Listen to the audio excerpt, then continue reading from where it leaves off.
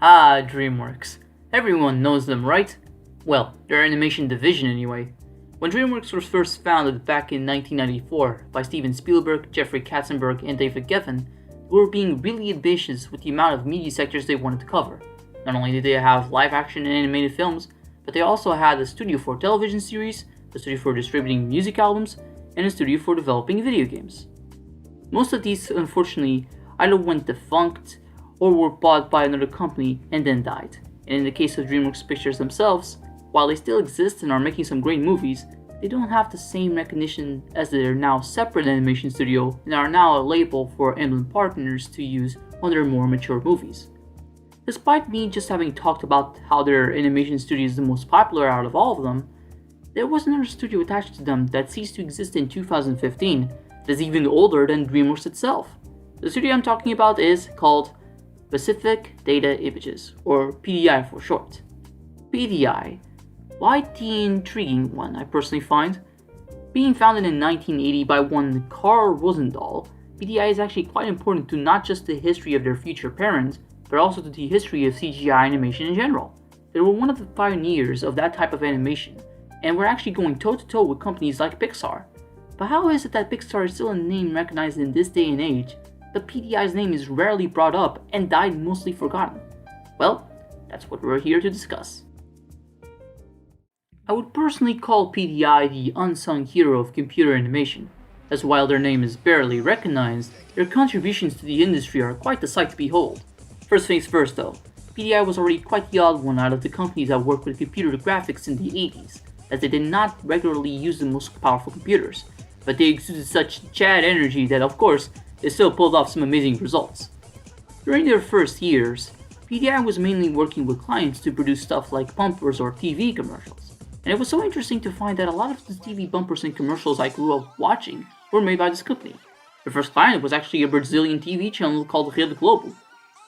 And for me, as a guy from Portugal, considering the relationship that Rede Globo had with a Portuguese channel called SIC that involved the logo designer of Globo to also make SIC's logo, it's fascinating for me that a lot of SIC's early idents also involved PDI's work, as some of the CGI is reused from Rede Globo's time with PDI.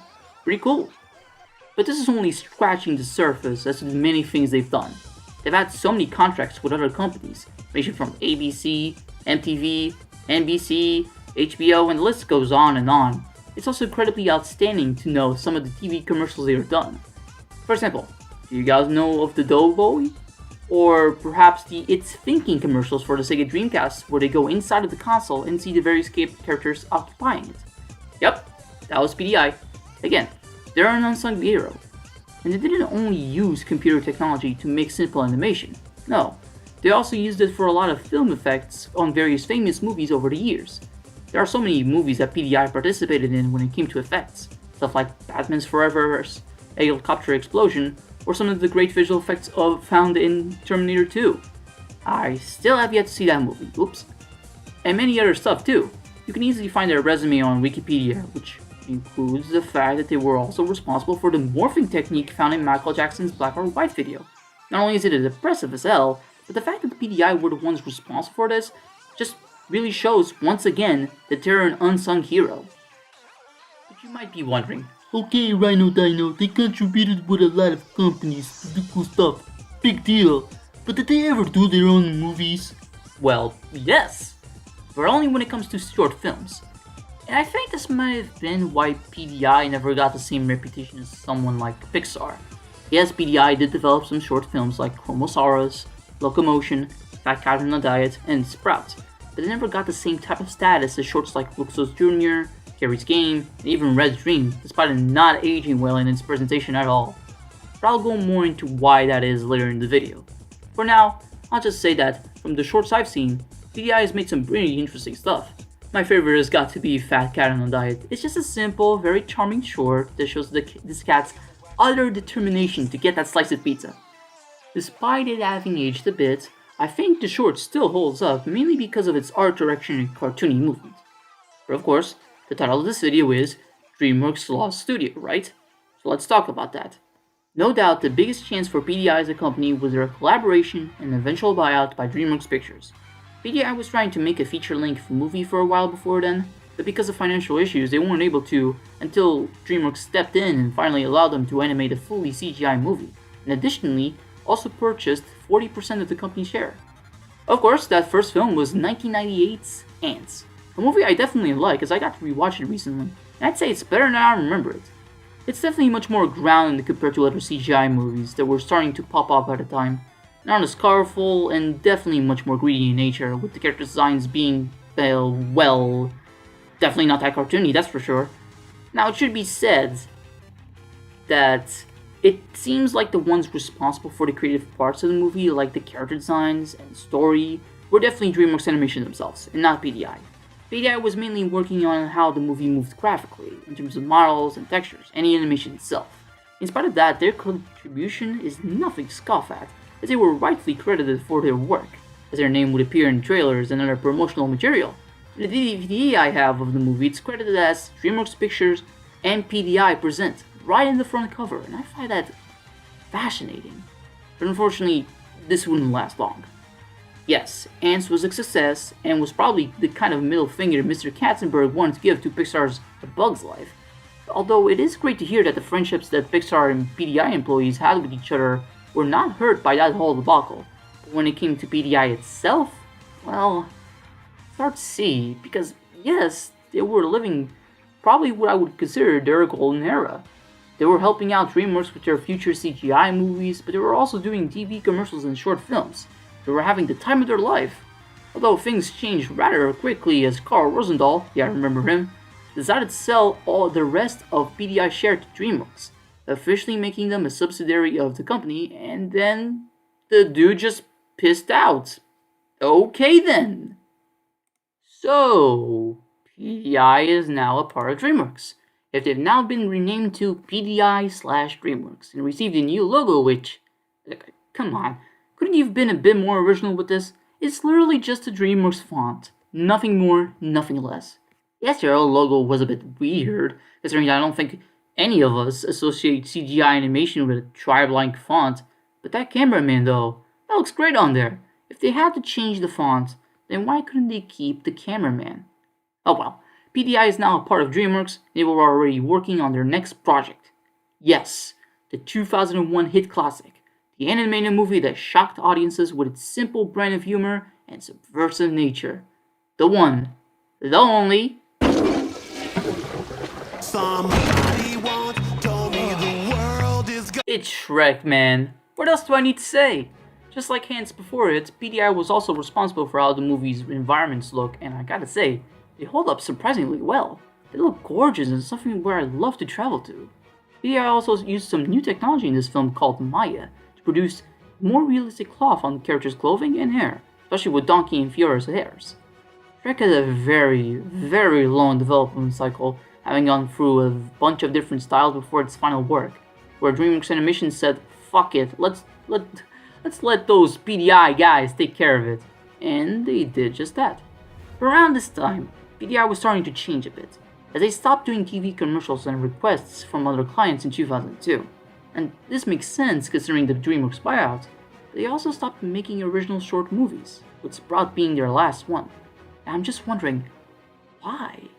I'll go into this more later, but the fact that they stopped making original shorts, I think hurt PDI in the long run. Either way, DreamWorks Animation went forward with the new 2D animated films for a bit, but they bombed hard at the box office and they decided to strictly go with 3D animated films going forward. And of course, if DreamWorks wanted to pump out more movies regularly, then they needed to adopt the CGI format without always going to PDI, as they were also busy making Shrek 2 at the time. 2004 marked a big chance for DreamWorks Animation and PDI. Due to DreamWorks Pictures' massive debt, the animation studio spun off from its parent company, becoming its own independent studio, and stuff like their hardware deal carried over with them. And of course, PDI also went with DreamWorks Animation, so they couldn't work with any of the live-action movies DreamWorks Pictures was making. Oh yeah, this is something I forgot to mention. While being under the bigger DreamWorks umbrella, they were helping them do some visual effects for movies like The Peacemaker and AI Artificial Intelligence. By extension, they were also helping with some of the 3D animation of DreamWorks Animation's 2D movies, like the It's Tough to Be a God sequence of The Road of El Dorado, or the monsters of Sinbad The Legend of the Seven Seas. But back on track. The first CGI animated movie that DreamWorks Animations did without PDI's help was Shark Tale, and it fucking shows. This movie looks so goddamn ugly, and not just in the character design sense, but its animation is way too overexpressive and absolutely ridiculous, and the movie's washed out look does not do it any favors. Nevertheless, the movie was a success with audiences, and was even nominated for the Best Animated Feature at the Oscars? What? What were you smoking? Was it seaweed? Can I have some of that, please? Either way, PDI had just finished doing Shrek 2 and were already finishing up their next project, Madagascar, a movie that, while it is flawed, has a lot of good elements that I still enjoy to this day. The biggest thing though, PDI was able to pull off very cartoony facial and body expressions on its characters, way better than Shark Tale, proving once again that PDI exudes Chad energy.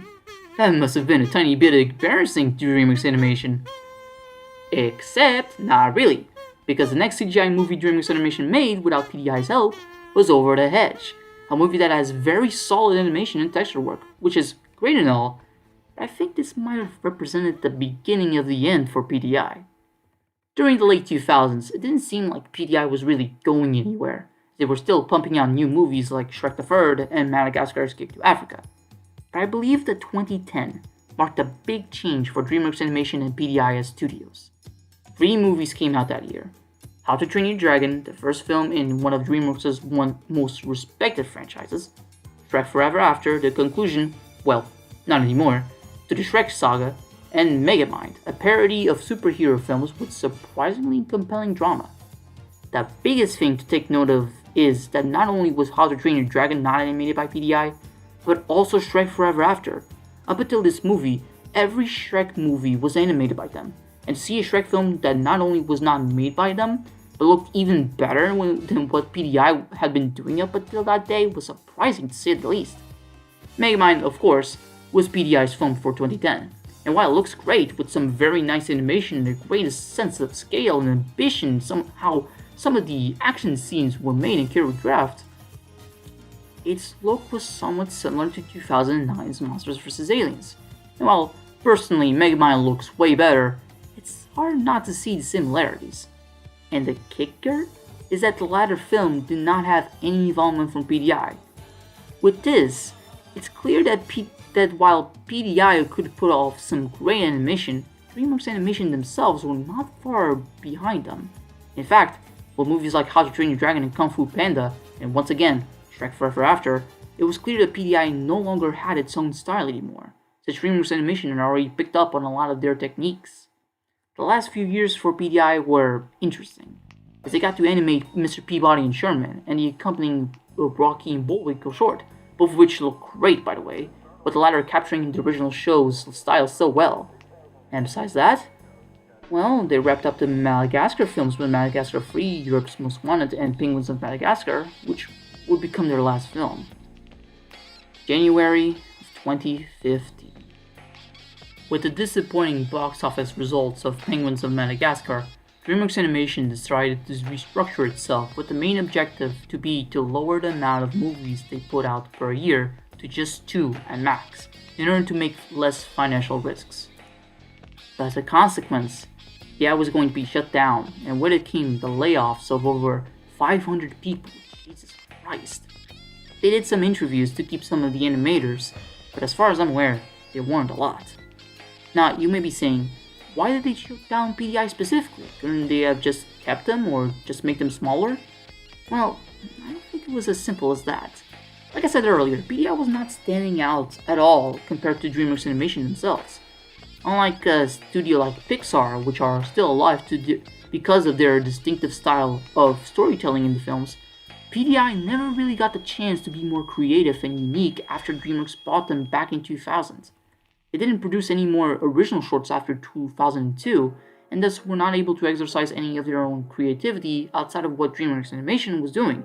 And I think that's sad. PDI fell into a company that could have easily been disposed of in their latter years, and in 2015, DreamWorks did just that. PDI, a company that showed so much great promise during their early years, and produced some amazing stuff throughout their life, became just another animation studio by the end of its life. PDI as a company always intrigued me. They were always credited and their logo just stuck out in the back of films' covers or posters, and then I became curious on them, and while doing my research, I found out their great resume, but also found out that outside of their demo reels, nobody on YouTube is really talking about them. And that was the objective of this video, to spread the knowledge of this small company that accomplished some very, very great things. Thanks for watching.